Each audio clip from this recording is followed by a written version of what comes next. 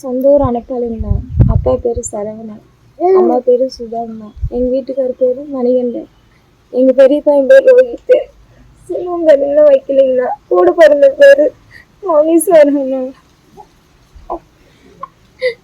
இப்போ என்ன நடந்துச்சுங்கண்ணா அந்த குழந்தை?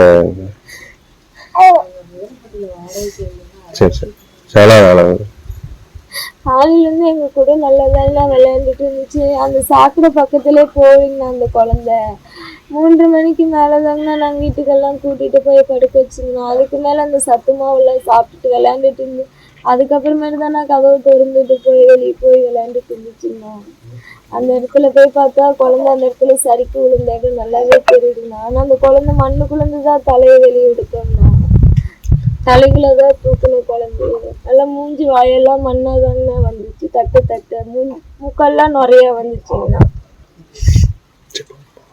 அந்த குளிர்னால அந்த பாதுகாப்பு எதுவும் வைக்கலீங்களா?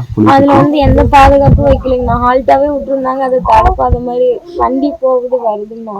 சும்மா கொஞ்ச தூரம் தடப்பாத மாதிரி இருந்துச்சுங்கண்ணா.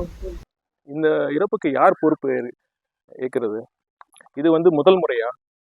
இதுக்கு முன்னாடி எத்தனை முறை இந்த மாதிரி ஒரு அரசு செய்கிற ஒரு பணியில் எத்தனை முறை இந்த மாதிரி இடிஞ்சு விழுவதும் அந்த பணி சரியாக இருக்கிறதுனால இந்த மாதிரி விபத்துன்னு ஏற்படுறதும் இது எத்தனாவது முறை?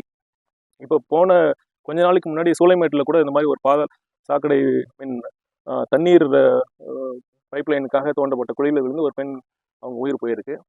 இதுக்கு முன்னாடி பார்த்தீங்கன்னா செப்டம்பர் மாதத்தில் ஒரு திருச்சி மாவட்டத்தில் துறையூர் பகுதியில் சிங்காநல்லூர் அரசு ஆரம்ப பள்ளியில் மேற்கூரை இடிந்து விழுந்து ஒரு மாணவரோட உயிர் போயிருக்கு.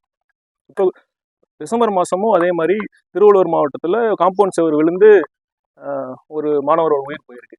இதெல்லாம் என்னது ஆக்சுவலாக பார்த்தீங்கன்னா, இது மருத்துவத்தில் ஒன்று சொல்லுவாங்க, கண்ணு மஞ்சளாக இருந்தால் அது வியாதியா அறிகுறியா? தாமலை வியாதியா அறிகுறி? அது அறிகுறி. இது எல்லாமே அறிகுறி தான்.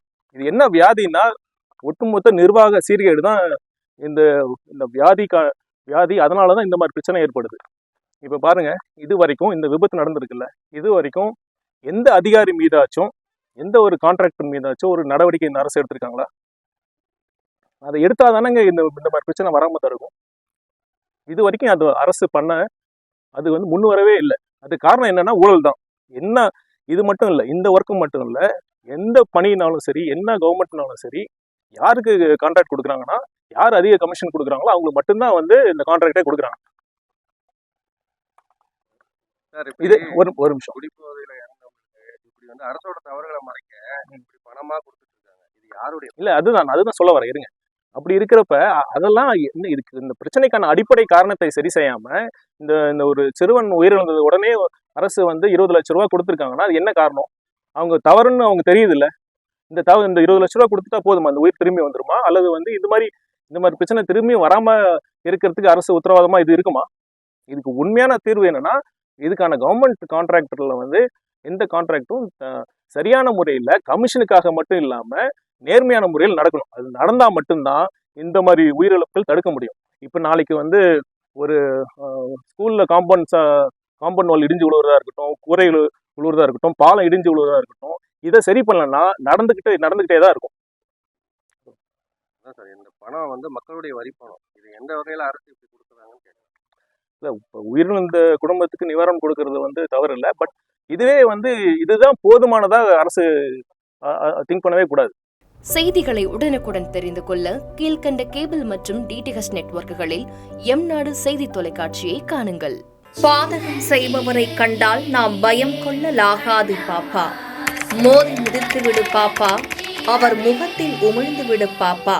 அண்மை செய்திகளை உடனுக்குடன் தெரிந்து கொள்ள இணைந்திருங்கள் எம்நாடு தொலைக்காட்சியுடன்.